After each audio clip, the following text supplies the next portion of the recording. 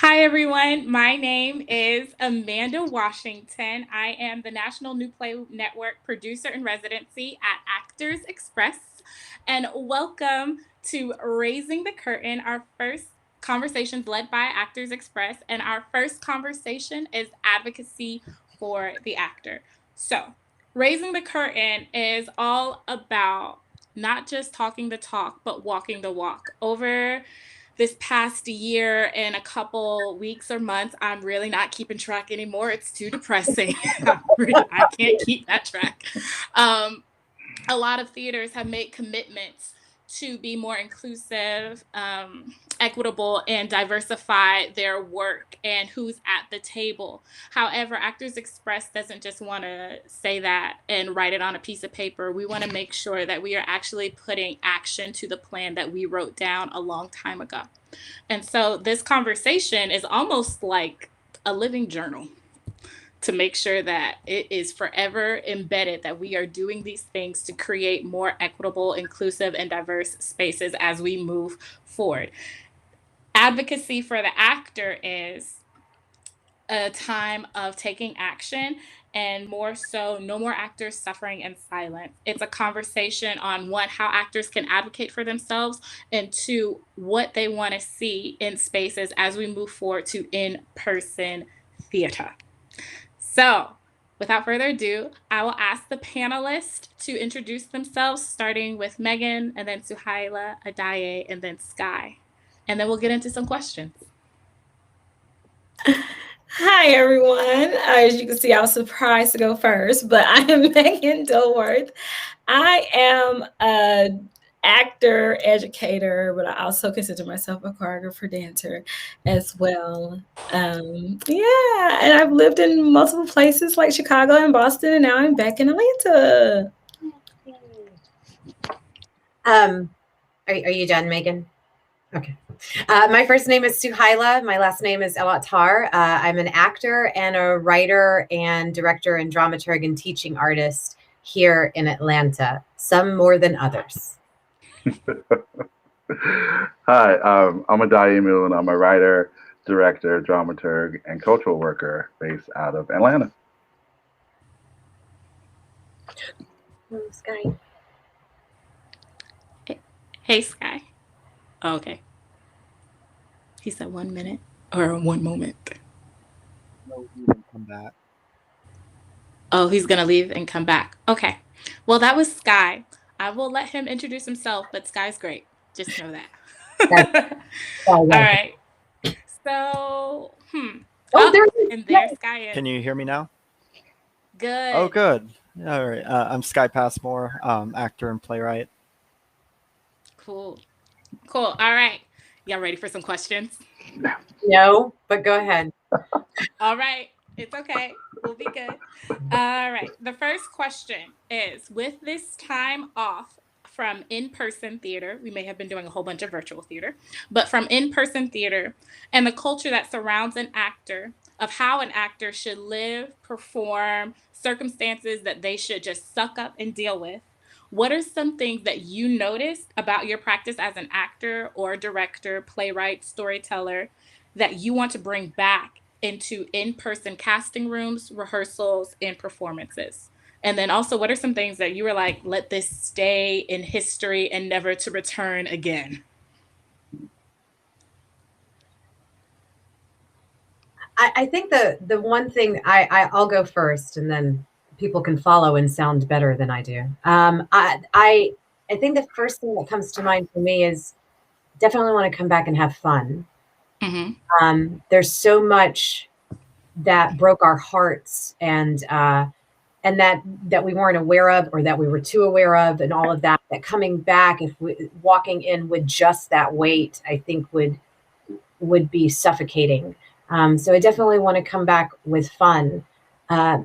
I can easily say what I don't want to come back with is the practice of enabling the behavior that I've been accustomed to for years. And I actually am concerned about my own perceptions of where I know the boundaries are that shouldn't be crossed and where they are crossed. And so I guess I just want to come back with also that increased awareness and fun. I don't know if that answers answered your question. It did. I kind of have a follow-up for that. When you say you don't want to come back with the behavior that was there before. The enabling behavior, the kind of when you talk about I came from that generation that was like, oh, you have to put up with all the crap, and this is what you have to do, and you do have to do the 12-15 hour days and all of that. It will be a hard habit for me to. I think there was already I'd been in situations where I'd spoken up in theaters with behaviors that were incorrect to other. That was easy, but it's when it's coming on to me, I don't think I know how to navigate that well.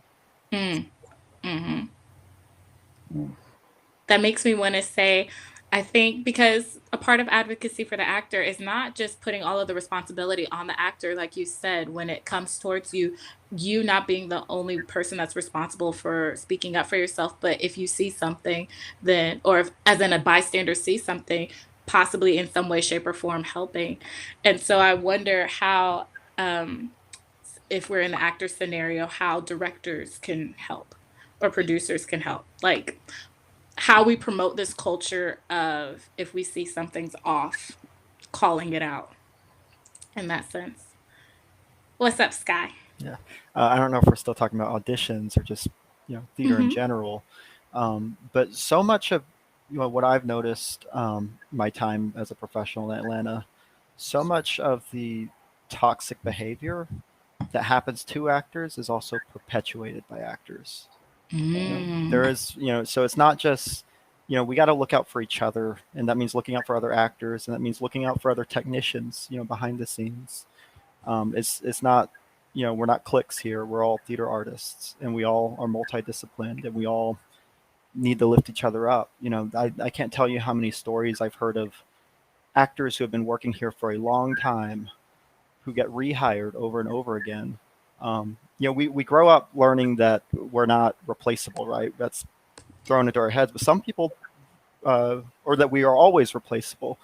But some people really get away with thinking that they're irreplaceable, and producers enable it, and actors enable it. There are long-term actors that I've got a lot of technician friends. Actors throw things at them. They'll go up and complain to producers, and they'll hear something like, "Oh, well, you can't out alpha an alpha, so we'll just let it slide because it's going to make it worse." And that's wrong. It is very much. Yes.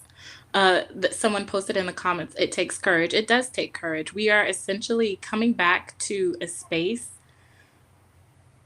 I'm not saying we're recreating, but we're starting fresh. And it's a little scary sometimes to start fresh. And exactly how do you start fresh?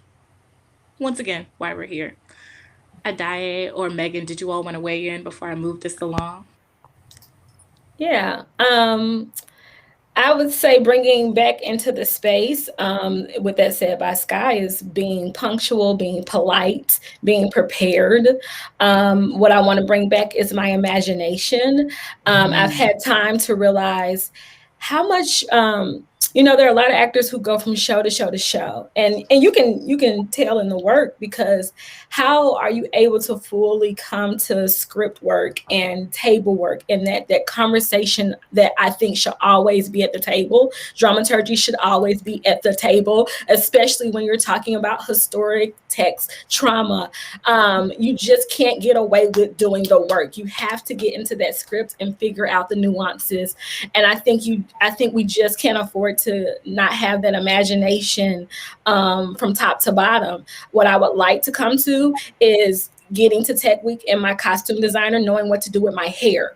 I am not going to no longer tell you what I'm doing with my hair if you did not draw it out in your sketch.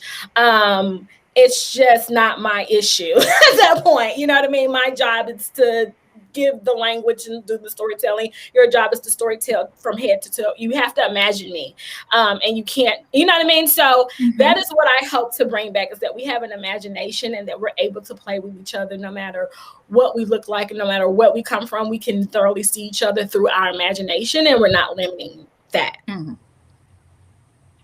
Something I've heard from the three responses so far is just more, it's about building a community and not just looking at an individual themselves, but Well, as how we can operate as a whole, in a sense. well, nothing ruins an actor more than just thinking of him or herself. Right? It's going to destroy the show, and that's going to destroy the production. If you're making it about you and anything, and that's just like a philosophy in life, it's going to just be bad. It's just going to be bad. And trying to find the balance of also standing up to make sure that you're being valued is that's the courage and also the craft of it. It's the courage and it's the craft, but hopefully one day it becomes the norm. I mean, that will be it. Yeah. I wanted to say, I know Adaye hasn't spoken, but I also wanted to say, when you had, we kind of cheated everybody. We kind of had these questions ahead of time. But just so you know, I know we're all doing it on the fly. But the thing that you also talked about was, not walking into a room if you're going to be doing an intimate scene and not having an intimacy director there with you for the sense of safety, the setting up that kind of stuff. I know that now one of the things I will not go into a room now and accept is when a theater has decided to do a show that may have one of those kind of scenes that has intimacy in it, or has fights in it, or has anything like that in it, and doesn't hire the professional that should be guiding us through those moments. And then they don't have the budget for it. That they will figure out their way. Then don't do that show. End of story. Like, please don't place me in a situation where I've accepted a role and then I walk in and then this is where you don't have a fight choreographer, but we have a major fight that we have to do and you can't afford it and we're going to figure it out. I don't want that. And look, you are well within your rights to demand it, because safety is very much so a thing that I love to adhere to. I'll never forget, I was talking with a really well-known playwright off in Europe. Wow, Amanda, how conceited can you sound? Anyways, but they mentioned that they didn't want fight choreographers, yet they were having very fight-heavy scenes. They were writing very fight-heavy scenes. And so I was like, oh, well, do you have like this new and inventive way of, doing these fight scenes that I just haven't heard of that keep people safe? And they're like, no, we just test it out and see what sticks. And so... So I like to ask questions. And so I asked, so the actors are willingly putting themselves in danger? And they said, oh yeah, they're fine. Yeah. Did you ask them if they're fine? Or did you just see that they weren't bleeding this time? Or that we didn't have to call 911 or whatever emergency number is used in Europe this time? And so I really think like checking in with your people is something that we have to do. Checking in is something that I would like to see more of, the check-ins. This really isn't supposed to be me weighing in, but you all. Anyways, Adaye, did you want to weigh in? Yeah, I would just say that the thing that I'm bringing back into the space of professional theater is this very clear understanding of the power of story and storytelling, and how that power has nothing to do with institutions. And that once we realize that as artists, whether you're an actor or a writer or a dramaturg or a director, once we realize that we actually have the power, then I think that's going to solve 90% of the issues that we have. Adaye, can you clarify what you mean by the story doesn't have to do with the institution?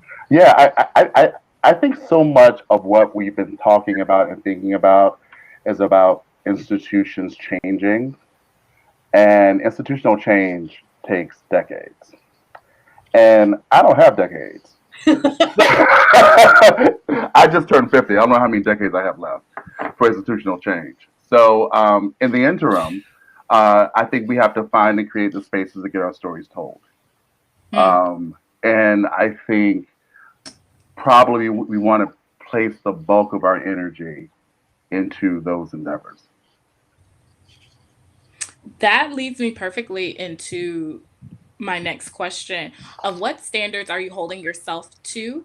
Like, are we creating our spaces, or are we okay to go back into theaters and give them a chance to do better? I think both. Both. I think you have to do both.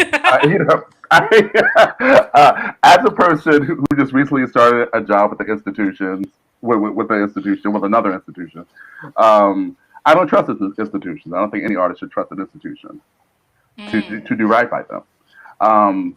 And so I think you should always be prepared. You should always come in with the idea of, like, if I have a story to tell, let me present to institutions to see if they're interested in being a collaborator in the process of telling the story. But also, how can I tell this on my own, if need be? So I think yeah. back in the day, and I know I don't look very old, but back in the young years of Amanda, I did grace the stage as a performer. And I think something that was really crippling for me is that I never felt as if I could be the one to produce and tell my story. So exactly how do you, like, you're saying create these spaces and don't trust the institution. Are you telling the actors that they have within their power to tell their own stories without an institution backing them? Do they even need an institution backing them? They don't. And the feeling that you felt was intentional. They want you to feel that way. They want you to feel disempowered. That's just the way that it works. That's the way the systems of power work. Once you realize that you have the power, and that essentially, we're in an art form that has its origins of people telling stories behind, around fires, then, you can tell your story in any space you want to or choose to. Be it a theater, be it a bar, be it a gallery, be it a stairwell, outdoors or indoors. I think that a part of, especially theater training in the United States, but probably in other places as well, is to really disempower actors and to make them feel as if they're merely interpreters and not artists who have the power to create stories on their own. Megan, I think I saw your hand or the finger. Yes, because I have to piggyback off of Dae because I've experienced it, and I'm always gonna shout out my best friend Terry Guest because I think he does this so well. Terry. He is a playwright in Chicago, but he literally started out while he was a barista, and he literally used his job space, the cafe, for his first play and had readings. And then a literary group was like, hey, we want to read your play. And then we read it in another coffee shop on a visit. And just seeing him progress, we literally did a performance piece as an opening act for an improv group. Yeah, you know what I mean? Like, so I totally understand. It just feels, I think a lot of times it feels overwhelming because we think that our work has to be like Alliance production or Steppenwolf. Like we create such this level that we think we should be on when we're starting out, when it doesn't have to be that way. It doesn't have to, it could be literally a room of 5 people and then they'll grow, and it's just, but it's scary because you feel alone and you don't know who's going to, come in and help you and participate in you, what I mean, as a collective. So I totally get that could feel like to say, like, produce your own work or do your own work. But I know for a fact, for me, I know that it's going to, I'm at a head where I have to start making that choice because the type of work that I want to do, they ain't gonna do it. I've been waiting all day. Okay. I don't sing. I'm not about to do no musicals. I look a certain age, even though I ain't that age, mind your business. But I look young, and so it's hard for me to get roles that are just not, so of course I'm gonna have, and of course I'm gonna have, certain challenges, but I know for a fact I'm at that boiling point where I'm going to have to start creating my own space to be happy. Creating your own spaces to be happy. Oh, Suhaila, were you going to say something? No, I was actually waiting for Sky to speak as well, because I feel like this is where I talk about the fact that I enable, not the strongest behaviors. When you asked the question, the first thing that came to mind for me was I always go back to this analogy. We were living in a house several years ago, and it got broken into twice within a 1 month period, 2 month period. They took a big screen TV both times in the middle of the day, which is kind of just extraordinary that, people were around and somebody goes, "Are you going to move?" And I was like, "No, I'm not going to move. How is this place going to get any better if I move?" So like, I'm just going to stay here and we'll make it better. We'll get a security system. We'll do the things that we're supposed to do and hope the stuff. So I think what comes to mind for me is I want to make the institutions better.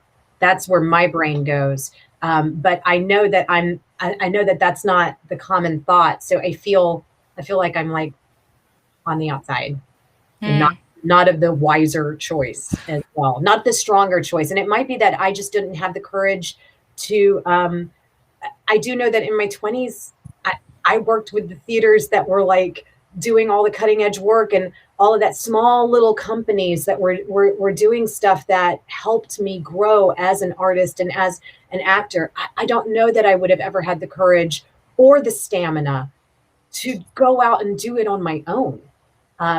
I just don't know that. And so that's not an option in my head yet. That's your truth. Live it. Yeah. You know what I mean? Like I don't think there's a right or wrong, or you shouldn't feel guilty for having those feelings. I would like to be hopeful and believe in institutions as well.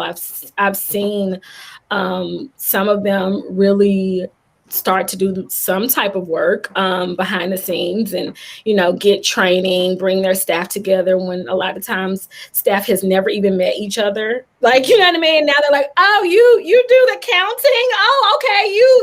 And it's like all of a sudden that firewall has come down, right? So that is even a little pebble in the water that's starting to, so I don't like totally.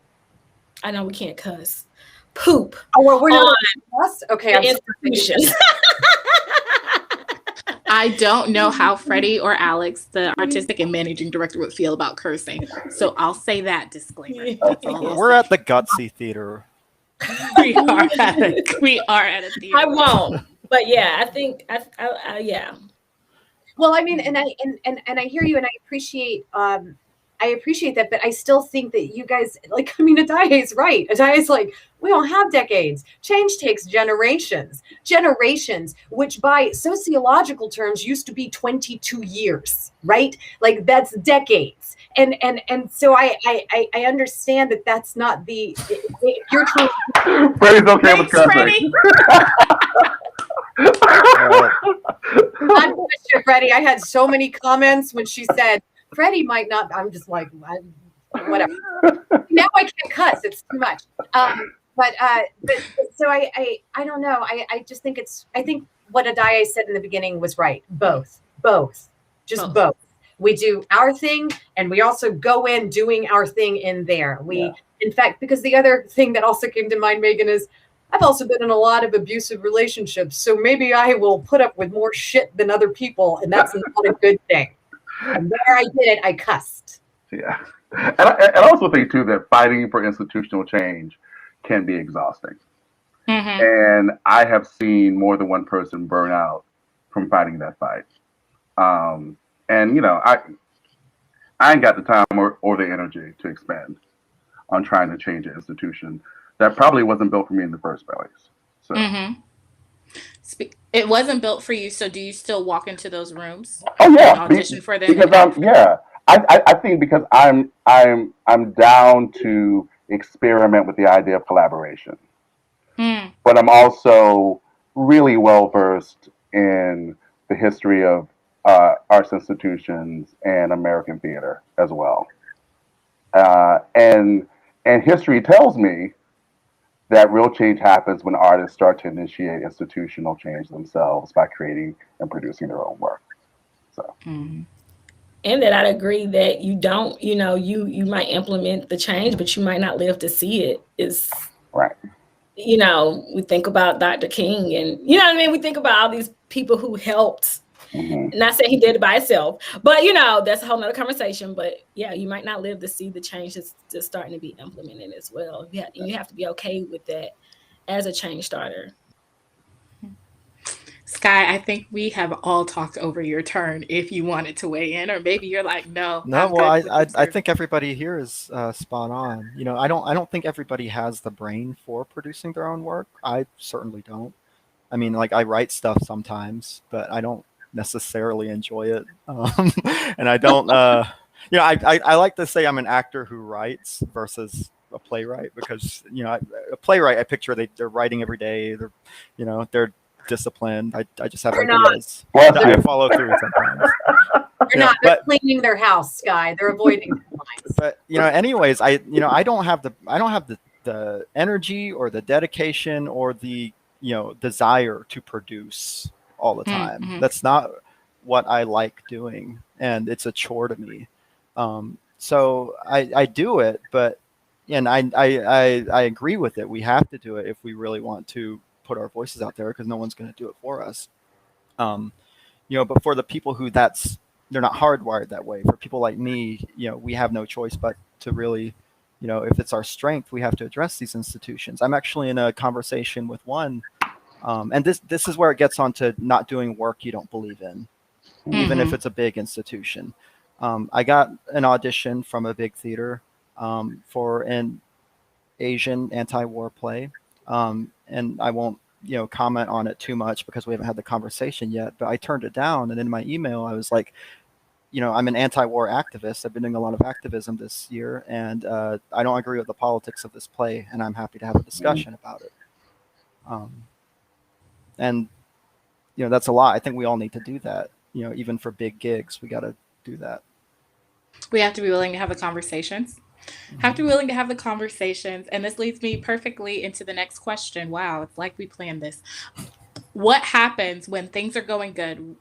The conversation has been well received and we are making strides towards change. What happens though when that boundary is crossed? So in this point, we are talking about activism and ethical work, but also if we are doing intimacy work, like Suhaila, you threw out that example I gave of a physical boundary is crossed. Are we calling people out right then? Or let me not say calling people out, but calling people in to have a conversation. Are we calling people in to have a conversation right there? Are we giving them, this is a one-time pass, and then speak up on it the second time around? Suhaila, I see your hand. Let me know what's up. I think it's context. You have to, I feel like it depends on what room you're in and what situation you're in. I don't think a blanket idea will work here, but I definitely think that speaking up about it is important. I know actors, we've talked about this, how they are not the highest in the hierarchy. If we are going to have a hierarchy, they are not the highest people on that list. Is it, like I said, context? So let's say for this instance, it is a question. Oh, Laura says no. Laurel, I believe hopefully I said your name right. Says no pass. Laurel, is that? Yes. Great, no pass. But let's say for this instance, it is possibly an inappropriate joke, leaning more towards a racial slur than anything that's funny. Are we calling them out then, or like, maybe you didn't mean it, maybe you did? Megan, I see your finger. I'm gonna answer. I'm gonna tell you a story because I feel like it's difficult, right? So recently, I'm in this school with students from all over the world, and so I'm working with this girl from Italy, and I'm doing the scene, and after she's like, "Yeah, I love your energy and you Americans," and and I had never heard like you Americans like ever. and then she hit me with like, and I like the way you did this thing and the ghetto. And I said, did she just call me ghetto? And it took me like my brain was just like, no, she didn't call me. She didn't say ghetto. She didn't. And so like I couldn't, because I think it was because it was like she wasn't I wasn't in America. It wasn't America. It wasn't American. Does that make sense? And so my brain was like, okay, does she know? Or like, do I blame the media? Like, I just didn't know where to really go. So I let it roll because I was so stuck. I was like, this is someone that's outside of my country, first of all, that has this thing, and I don't know what they mean. And like I was shook. So it took me after to get off to be like, I need to talk to somebody about that because I don't know if I should like go back and like bring her in and just ask, what does ghetto mean here? Whatever. I say that to say that like sometimes the honest human thing is you might be stuck. I'm not going to be nuts if you buck all the time when someone says something, because sometimes I might just be in a headspace where I'm neither in the work or I'm hungry or whatever. And you might say something and I might not be able to like give you no catch it. So I just think it's just complex. I'm like they said earlier, if I see it happening to someone else, it's easier for me to jump in and pull people to the side and be like, yeah, so when you said that and you did that thing, it ain't cool. You know what I'm saying? But when it's coming at me, it's like because I think my brain just doesn't, I don't think of people that way. I'm just like, it's Adaya, it's Sky, it's Amanda. It's, I'm not thinking like your culture, that's not like on my brain. So that was just difficult. And I think it's just easy to get stuck when it's yourself. Well, I mean, and I want to piggyback on what you're saying. This may not have been a theater, but I was in a film TV situation and the Weinstein stuff had just blown up and all of this thing had happened. So what was interesting to me is that I walked into the situation thinking, surely everyone's on their best behavior, or not even thinking that, just not expecting anything. And I was forced in a situation where a director it feels so stupid saying this, forced me to hug him in front of the entire crew and cast. And I was like, if I, in that moment, fight the hug, it's going to be a really bad scene. Yeah. So again, that's why I say context might matter here. And it is, and that context is also the idea of your brain goes into a moment where you're like, I can't believe this is happening. Why is this happening? So if you have the chance the next day to come back, Megan, would you have said anything to her later on if you had that chance? I was going to ask. I really let that roll. Okay. Just for the simple fact that I was like, this is a person that's not, I'm gonna give them one more good chance. That's not in my country, and then people were like, ghetto could mean, whatever. I'm gonna let it roll this time, but this time it's last time. So if we run lines again and she says it again, I'm gonna be like, let's discuss what that means in your culture, because I'm gonna tell you it's not cute in mine. So yeah. Okay. Wait, hold on, Adaya. Sky, I saw your hand before. Did you want to say something else, or? Yeah, just going off of that example, I think we need to make it a habit, because like both of you were saying, it's easy to do it in hindsight, but in the moment. So we got to practice and make it a habit to correct people publicly if needed to, but in that correction, we can't, it gets tricky. You can't assume malice until they reveal malice. Mm-hmm. Right. So we need to be, careful. We can correct people, but we can't paint them with, a big racist brush if it was an ignorant mistake, because we all have blind spots. But if they reveal that they're malicious, that they're not going to listen, they're not going to correct their behavior, then, that's different. And it gets a little hairy there because, as we know, Nazis love to hide behind humor. But we gotta really learn to have that discussion and separate intent from an accident. Yeah, I agree with Sky. I have had a situation where I've had to pull someone to the side, and it was a blow up. And it was like we were threatened. It was like your name in this town, and I would just thought to myself, child, like we really doing that? Because people know who I am. Like they know that I am polite. They know that, you know what I mean? I'm just like, you really think you're one person is going to be able to destroy my name because I told you this was problematic? And that's when you have to just decide, like, I'm not working with you again, because I pulled you to the side. I told you the why. I told you the what, and your only reaction was to threaten my name. Okay, I'm gonna finish this. Look, I might finish the contract if it's a day away. We can go to court. I don't really care, but you're not gonna I'm not gonna go give you the space to do it again, though. So it's not gonna threaten your peace.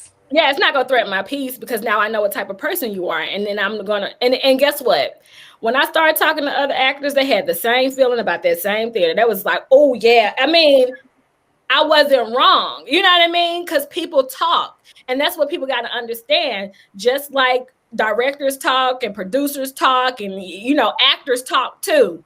And when we decide that you trifling, we got plenty to say. We don't want to work with you no more. So the door of names goes both ways.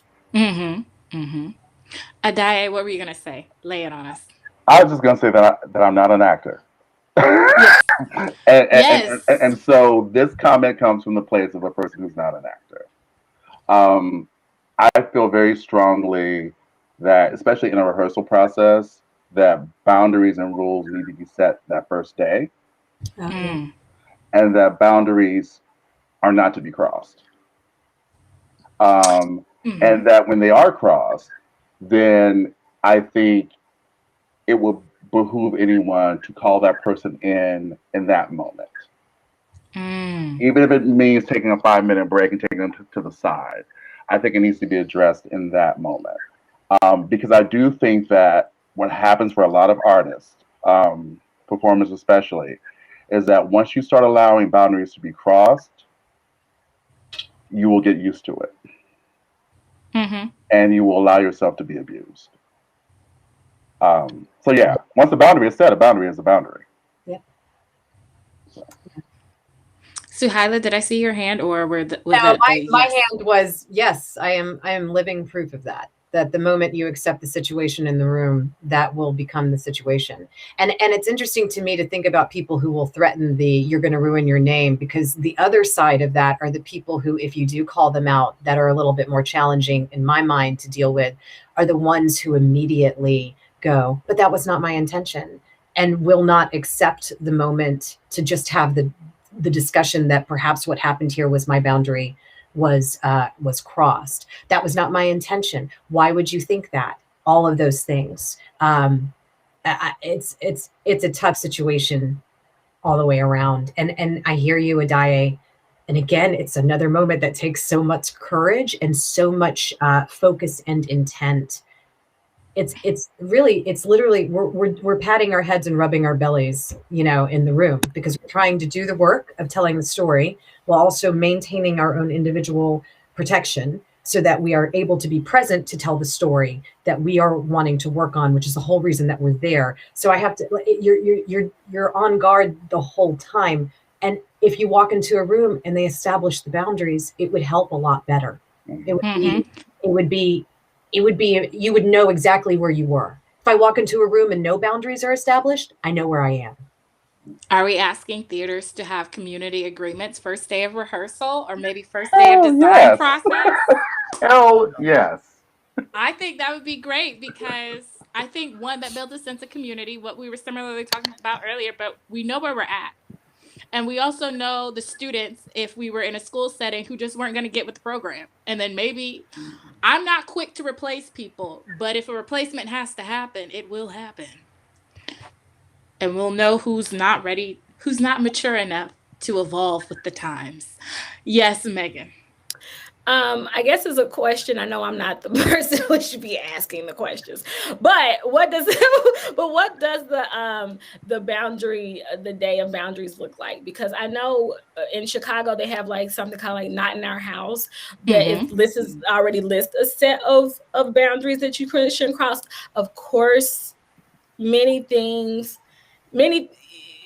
is a gray area, right? Because you can have this list already created, but should there be a secondary specifically for that rehearsal process, specifically for that space?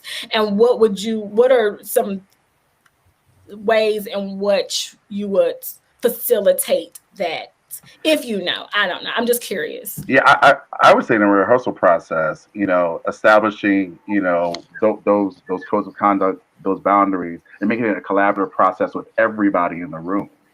And we all need to agree upon these things that we will do in this process and things that we won't do. And if everyone is involved in it, to me, it creates a sense of community on one hand, but it also places everyone on the same level, because I do think this assumption of the necessity of hierarchies is a huge problem in this industry. And it's really based on people maintaining power.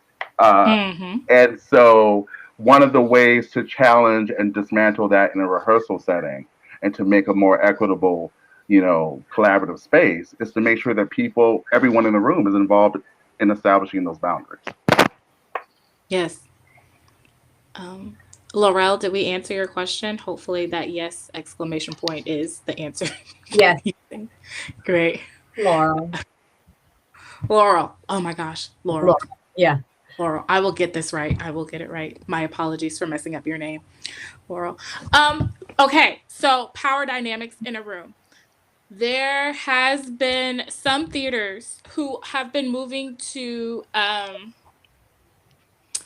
having therapists in the rehearsal room, because actors, we ask them to go through, pretty grueling processes. We ask them in some cases to be full-on serial killers, or to be the best dad in the world. And not everybody grows up with all these examples. You can do research, but hopefully you don't have living examples of a serial killer next to you.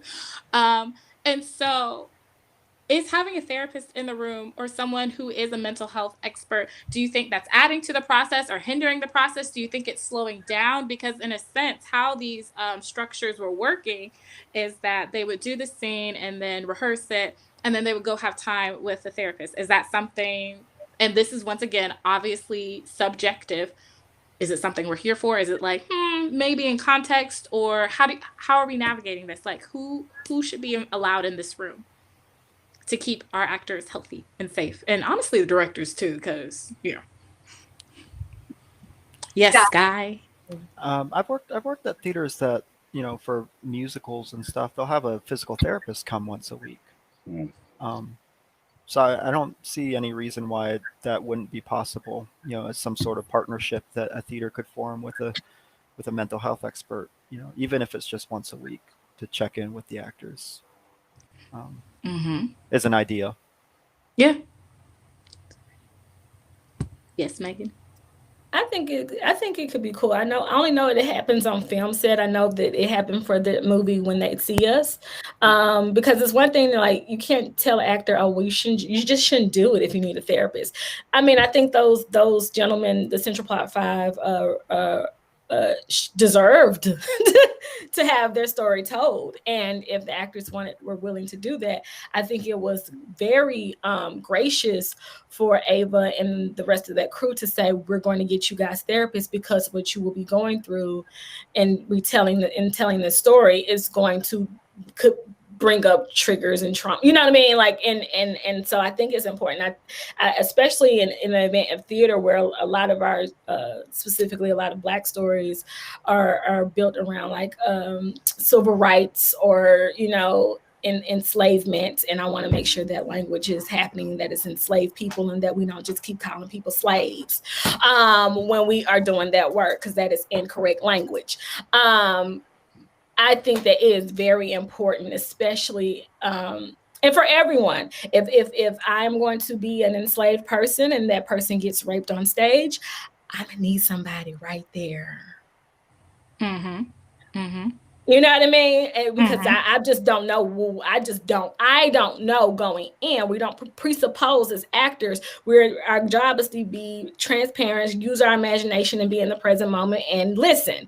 I don't know what's gonna come up in that moment. You know what I'm saying? So it would be great to have someone there to help facilitate that if they're gonna do that type of show. Yeah. Well, just to yes and you, I don't think it should be an if. Similar to what Suhaila said earlier about the fight director. If you are having me do this really, well, you're not having me because I'm only a director or a producer. But if you are having the actors do this intricate fight, and there's no fight director, you're not about to ask them to do it. Not on my watch, at least. And if there is a scene that is very emotionally traumatic, such as a sexual assault scene, I'm not about to ask my actors to do that unless we have taken steps.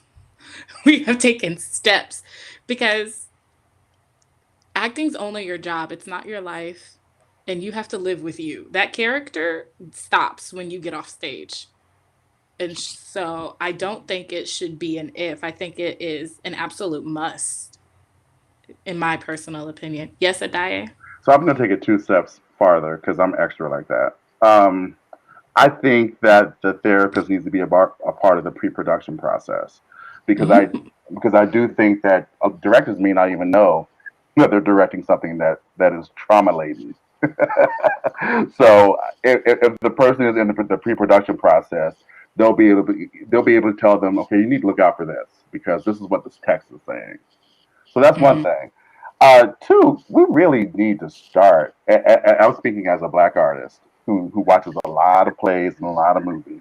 We need to start asking questions as to why we are producing traumatic narratives. Mm. We need to start asking why. They sell, we know that, but why are you producing this work?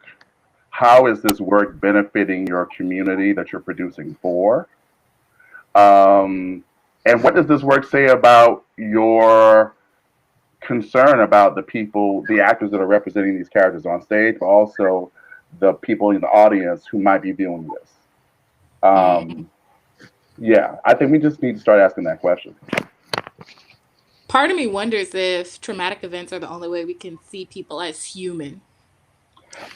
I actually think it's the opposite. I think that focusing, especially with certain groups, on nothing but trauma, to me communicates that you don't see them as human. Yeah, Mm. it actually makes me immediately think of the idea of like the magic Negro, right? Yeah. That idea of creating the bubble around it, and so Right. you're putting them Right. away and apart, Right. and it in an attempt to say I'm honoring, but you're dehumanizing in a way, and it's not even a dehumanizing of the common sort of an animalistic dehumanizing. It's just unhumaning a person. Right. And you're also telling your audience too is that I only see people like you in these narratives Mm-hmm. and in nothing else. Mm. Yes. There's a line between, not that we can't acknowledge tragedy, but at a certain point tragedy becomes exploitation. Mm-hmm. Trauma porn. Yes. It is. I got to a point where Especially I when was it's like, commodified. yeah. Sorry, go on. No, it's fine. I just got to a point where I said, this is for white audiences. Y'all are teaching them a little so hard. Let me know though before I go, because I can't sit through this. Can I have a disclaimer as to who this audience, who this piece is for? Who is this for? Because then and it's difficult because I'm like, okay, now I know how I feel when another police shooting happens in real life. Y'all got about 10 shows up about police brutality, and y'all invited me to all of them. Let me know what I'm about to get myself into, because this you're not teaching me, you teaching somebody else. You know what I mean? So I think if we can get back to like who is for and things like that, that would be great for my mental capacity. But it got to a point where one show I said, I'm not gonna make it to the second act. I'm not even gonna make it to intermission. I got to reclaim my time. Mm-hmm. And that goes back to what spaces are we walking into and what work are we saying yes to? Like, we can't say yes to anything, just anything. I know bills have to get paid, but I'm a firm believer I'll find a way some other how. Yes, Sky. And on this note, and this is where liberal identity politics infect our art a little bit. It's these companies, these nonprofits, they want to put X oppressed person in a show, and then that shows how woke they are, but they don't actually investigate the message of that show. They don't investigate the politics of that show, how that reflects on the community. They just want to look woke. And so we need to call that out, because it's not enough to just be aesthetic. Yes. Suhaila, did I see your hand, or was that a me too? I hear you. Me too. I hear you. Got I'll just you. put up my nose from here on out. Will that be helpful if I just do that? And I haven't responded to this because, again, it's also this. I mean, I love what Adaye is saying about, and I can just imagine every producer is like, we have to hire how many people? But Adaye talking about a therapist being, I mean, in some ways, it's a different kind of dramaturg. Really, no, really is. I mean, and there's a whole school of dramaturgy now that's strictly about that kind of work.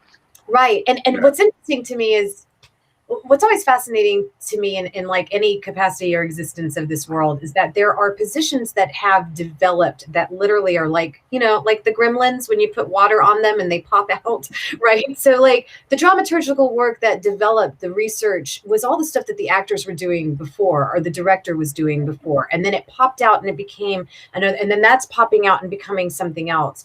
And there's a reason for that. It's because it's too much sometimes. And there's a reason that we're needing to kind of siphon it off.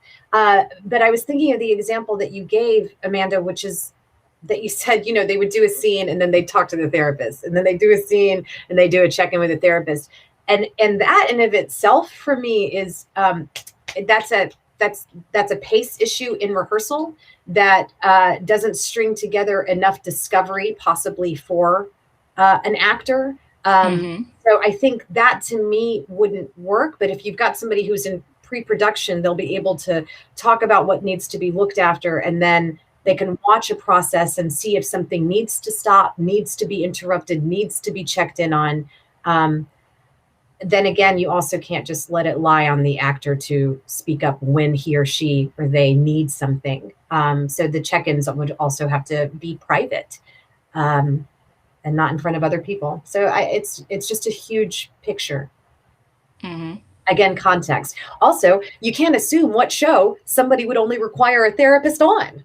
Like, that's the other part. We're talking about right now, we've shifted into that idea of traumatic stories and all of those things that have been exploited. But there are shows that will catch a person off guard in a flat second, and no one can see it coming. So it actually means that even needs to be prepared for. Yeah. I heavily agree. Kind of shifting us into an entirely different direction. So it's a major shift, actually. Let me not pretend with you all. So, the actors of tomorrow. So the high schoolers, the college students, or people who are just starting their career in acting, wherever they may be in their age journey of life. What are some tips that you all want to instill or plant a seed and hope it nurtures and grows into them so that they are actors who are creating the spaces that we are trying to either break down or restructure? Okay, I saw Suhaila, then I saw Sky. Sky, you can go ahead. Oh, okay. Education is an industry that thrives on fear. I think about my university experience and the university experience of a lot of actors. And while I learned how to be a good actor, I really did not learn how to be myself, especially in a predominantly white space. I didn't learn how to be myself as an Asian actor because there just wasn't work for me. I remember in voice class, they didn't have any Asian dialects to teach me, so I had to learn a South African dialect. So just things like that. So when you get out into the profession, you're going to really have to rely on your uniqueness, not as a type, not as some aesthetic type, but what's important to you. What your values are, how you live your life, what you enjoy, your hobbies, those all manifest into the type of actor you are. And so be wary of classes, this industry that tries to convince you you're not enough and you need more and more and more training. Seek out training because you want it, not because you're scared. So Hyla, you wanna I would say, actually, I think you and I are saying the same thing. Since I am a university dropout, I dropped out of college. I wasn't even allowed to major in theater because my parents thought it was going to be a waste of my time, and just a waste of everything. So I did everything baptism by fire.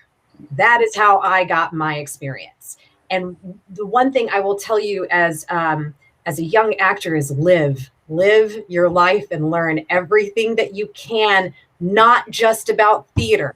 If you don't go have a life, you will have nothing to bring into the room.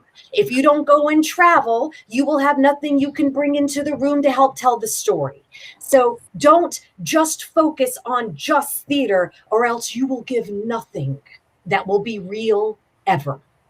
That is all I have to say. Megan, give us the juice. I'm piggyback off both, but you deserve to be confident, and you do not need validation from anyone.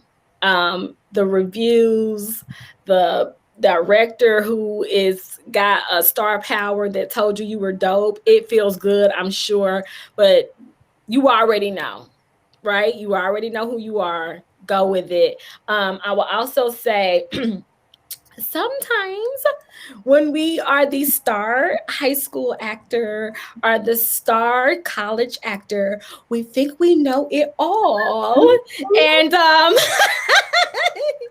and we get in our feelings when we're no longer the star. All right, and we get rejected, and they're saying no. Got to take your ego out of it. Everyone gets told no. Everyone is rejected. You're going to feel the pains of that. I don't think you should tell other actors. I don't believe in that other actors tell other actors how it really goes, because you're going to pass down your trauma. You're going to pass down something a casting director said to you and that wasn't okay in the first place. And you're going to give it to another actor as law. They're going to believe it. Just keep your stuff to your stuff and do your work and do your best, and don't look in anyone else's lane, and you will be fine. As a friend said to me once, eyes on your own paper. Eyes on your own paper. Yep. Adaye, did you have anything for us? Yeah. So really early on in my career, back when I actually was an actor, a reframing of what I do really helped me. I think it transformed me. When I started really thinking about what I do as not a career but an artistic practice, and being engaged in that practice as a lifelong process. That's not about degrees. It's not about college. It's not about classes. It's about being engaged in this practice as a lifelong process. So that might be a framing that helps younger actors. Another thing that was really important for me early on and continues to be important for me is that if you are a theater artist who is a part of the global majority, it would behoove you to really take the time and the effort to entrench yourself in the specific canon, literature, and traditions of your culture as it relates to the art form. That will sustain you in ways that you will never be able to imagine otherwise. If you have that grounding and that rootedness in the other artistic practitioners from similar backgrounds who have engaged in this craft for hundreds of years, and you have that to draw back on, if you connect to that lineage, that will sustain you when everything else around you seems to be insane. Thank you all for your personal opinions. Megan, I hope you don't mind if I put you on the spot a little bit. She's like, am I speaking for the community or am I speaking just for Megan right now, when we were in our waiting room before we went live? And so I want to say thank you all for your personal opinions, and not speaking on behalf of your community, but your personal experiences and your thoughts. I want to thank you all so much. Thank you, Corey. You all didn't see Corey, people who are watching the live, but Corey is running the behind the scenes, which I could not do while asking questions. So thank you so much, much, Corey. And I hope you all join us next Wednesday, once again at 6 p.m. We are talking about ableism in theater. So if theater is a reflection of society, we need to make sure it includes anyone and everyone, no matter what your ability is. We need to have access points for everyone to enjoy theater and to participate in theater. So that is next Wednesday at 6 p.m. And thank you all so much. Thank you. Thanks, guys. Thank you. Bye.